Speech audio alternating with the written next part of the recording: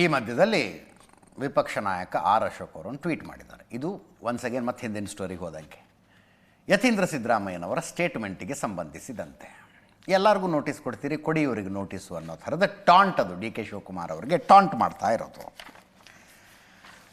ಚಲನಚಿತ್ರ ಕಲಾವಿದರಿಗೆ nut Bolt tight ಮಾಡ್ತೀನಿ ಅನ್ನೋ ಧಮಕಿ ಹಾಕಕ್ಕೆ ಧೈರ್ಯ ಇದೆ.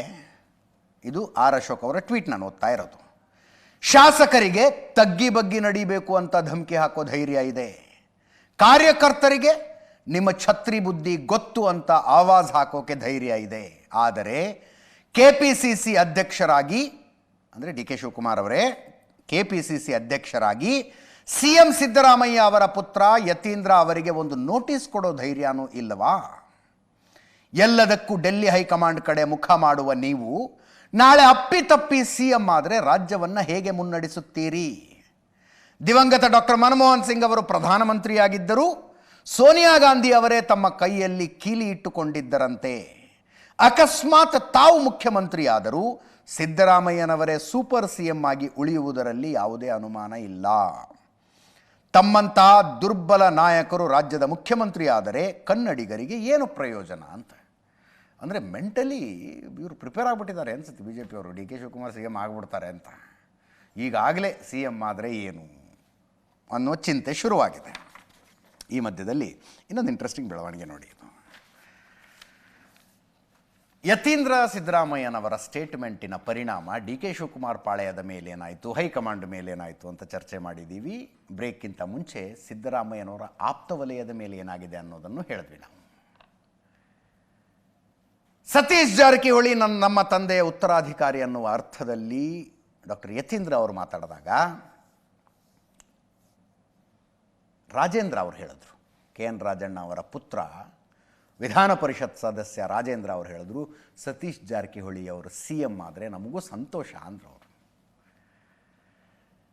ಅದಾದ ಮೇಲೆ ರಾಜಣ್ಣ ಅವರು ಹೇಳಿದ್ರು, ಯತೀಂದ್ರ ಅವರ ಹೇಳಿಕೆಯನ್ನು ನಾನು ಬೆಂಬಲಿಸ್ತೀನಿ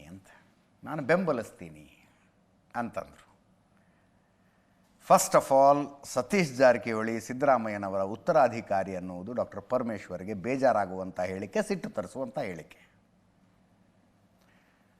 ಯತೀಂದ್ರ ಸಿದ್ದರಾಮಯ್ಯನವರು ಅಂಥದ್ದೊಂದು ಹೇಳಿಕೆಯನ್ನು ಕೊಟ್ಟು ಪರಮೇಶ್ವರರಿಗೆ ಬೇಜಾರು ಮಾಡಿದ್ದು ಮಾತ್ರ ಅಲ್ಲ, ಯತೀಂದ್ರ ಸ್ಟೇಟ್ಮೆಂಟನ್ನು ನಾನು ಬೆಂಬಲಿಸ್ತೀನಿ ಅಂಥೇಳಿ ತುಮಕೂರು ಜಿಲ್ಲೆಯವರೇ ಆದ ರಾಜಣ್ಣ ಪರಮೇಶ್ವರರಿಗೆ ಮತ್ತಷ್ಟು ಬೇಜಾರು ಮಾಡಿದ್ರು. ಅದೊಂದು ಸಹಜವಾಗಿ ಬಂದಿರುತ್ತೆ. ಕೆ ಎನ್ ರಾಜಣ್ಣ ಅದರ ಮೇಲೆ ಮತ್ತೊಂದು ಟಾಂಟ್ ಕೊಟ್ಟರು, ಮತ್ತೊಂದು ಟಾಂಟ್. ಅಹಿಂದ ಸಮುದಾಯದ ಜನ ಹೆಚ್ಚು ರಾಜಕೀಯಕ್ಕೆ ಬರಬೇಕು. ಡಾಕ್ಟರ್ ಪರಮೇಶ್ವರ್ ಅವರು ಸಾಮಾನ್ಯ ಕ್ಷೇತ್ರದಿಂದ ಯಾಕೆ ನಿಲ್ಲಬಾರ್ದು? ಅಂದರೆ ರಿಸರ್ವ್ಡ್ ಕಾನ್ಸ್ಟಿಟ್ಯೂಯೆನ್ಸಿ ಇದೆ ಕೊರಟಗೆರೆ, SC ರಿಸರ್ವ್ಡ್, ಅದು ಮೀಸಲು ಕ್ಷೇತ್ರ. ಮೀಸಲು ಕ್ಷೇತ್ರವನ್ನು ಒಬ್ಬ ಅಂದರೆ ಏನಂತೀವಿ ನಾವು, ಯಾರೋ ಹೊಸದಾಗಿ ರಾಜಕಾರಣಕ್ಕೆ ಬಂದಿರುವ, ಪರಮೇಶ್ವರರಷ್ಟು ಪ್ರಬಲರಲ್ಲದ ಇನ್ಯಾವುದೋ ಒಬ್ಬ SC ಹುಡುಗನಿಗೆ, ಯುವಕನಿಗೆ, ಯುವತಿಗೆ, ಮಹಿಳೆಗೆ ಯಾರಿಗೋ ಬಿಟ್ಟುಕೊಟ್ಟು ತಾವ್ಯಾಕೆ ಜನರಲ್ ಕ್ಯಾಟಗರಿಯ ಕ್ಷೇತ್ರಕ್ಕೆ ಬರಬಾರ್ದು? ಡಾಕ್ಟರ್ ಪರಮೇಶ್ವರ್ ಅವರು ಸಾಮಾನ್ಯ ಕ್ಷೇತ್ರದಿಂದ ನಿಲ್ಲಬಾರ್ದೇಕೆ? ಮೀಸಲು ಕ್ಷೇತ್ರದಿಂದ ಇನ್ನೊಬ್ಬರಿಗೆ ಸಹಾಯ ಆಗೋದಿಲ್ವಾ? ಇಂಥ ಮನಸ್ಥಿತಿ ನಮ್ಮಲ್ಲಿ ಮೊದಲು ಬರಬೇಕು ಅಂದ್ರವರು, ನಮ್ಮಲ್ಲಿ ಮೊದಲು ಬರಬೇಕು ಅಂದರು.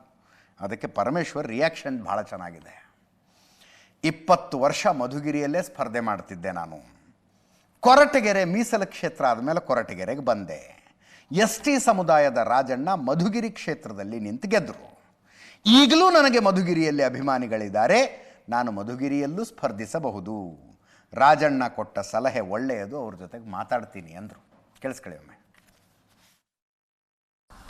ಸಮುದಾಯದ ಅಭ್ಯರ್ಥಿಗಳು ಹೆಚ್ಚು ಜನ ರಾಜಕೀಯ ಅಧಿಕಾರದಲ್ಲಿ ಬರಬೇಕು. ಈಗ ನಮ್ಮ ವಾಸವರು ಹೇಳಿದಂಗೆ ಹೆಚ್ಚು ಜನ ಇದ್ದಾರೆ, MLAಗಳು ಅವರೇ ಜಾಸ್ತಿ. ಈಗ ನಮ್ಮ ಡಾಕ್ಟರ್ ಪರಮೇಶ್ ಸಾಹೇಬ್ ಯಾಕೆ ಅವರು ಜನರಲ್ ಕಾನ್ಫರೆನ್ಸಿಂಗ್ ಇಲ್ವಾ? ಅಲ್ಲಿ ಒಬ್ಬ ರಿಸರ್ವ್ ಕಾನ್ಫರೆನ್ಸ್ ಇನ್ನೊಬ್ಬರಿಗೆ ಸಹಾಯ ಆಗಲ್ವಾ? ಈ ರೀತಿಯ ಮನಸ್ಥಿತಿ ನಮ್ಮಲ್ಲಿ ಬರ್ತದೆ. ಎಲ್ಲರೂ ನಾವೇ ಪಡ್ಕೊಂಡು ಕೂತಾವಲ್ಲೇ ಹೌದು, ಬಹಳ ಒಳ್ಳೆ ಸಲಹೆ ಕೊಟ್ಟಿದ್ದಾರೆ. ಈಗ ರಾಜಣ್ಣ ಅವರು ಮಧುಗಿರಿ ಕ್ಷೇತ್ರ ಜನರಲ್ ಆಯಿತು, ನಾನೇ 20 ವರ್ಷ ನಾನೇ ಪ್ರತಿನಿಧಿಸ್ತಿದ್ದೆ. ಜನರಲ್ ಆಯಿತು, ನಾನು ಪಕ್ಕದಲ್ಲಿ ರಿಸರ್ವ್ ಕಾನ್ಸ್ಟಿಟ್ಯೂನ್ಸಿಗೆ ಕೊರಟಗೆರೆಗೆ ಬಂದೆ. ಅವರು ST ಸಮುದಾಯ ಆದರೂ ಕೂಡ ಅವರು ಜನರಲಕ್ಕೆ ಕೇಳಿದ್ರು, ಟಿಕೆಟ್ ಕೊಟ್ಟದ್ದು ಪಕ್ಷ. ಗೆದ್ದರು. ಆಗ್ಬೋದು, ನನಗೆ ಮಧುಗಿರಿಗೆ ವಾಪಸ್ ಹೋಗೋದಕ್ಕೂ ಅವಕಾಶ ಇದೆ. ನನಗೆ ಇವ್ರದ್ದು ಉದ್ದೇಶ ಬಹುಶಃ ತುಮಕೂರಿಗೆ ನಾನು ಹೆಚ್ಚು ಈಗ ತುಮಕೂರಿಗೆ ಓಡಾಡ್ತಾ ಇದ್ದ ದಸರಾ ಎಲ್ಲ ಮಾಡಿದ್ವಿ, ಅದಕ್ಕೆ ತುಮಕೂರಲ್ಲಿ ನಿಲ್ಲಿ ಅಂತ ಅನ್ನೋ ಥರ ಏನೋ ಹೇಳಿರ್ಬೋದೇನೋ, ಗೊತ್ತಿಲ್ಲ, ನಾನಿನ್ನೂ ಮಾತಾಡಿಲ್ಲ. It's A good suggestion. ಮುಂದಿನ ಸುದ್ದಿಗೆ ಹೋಗೋಣ.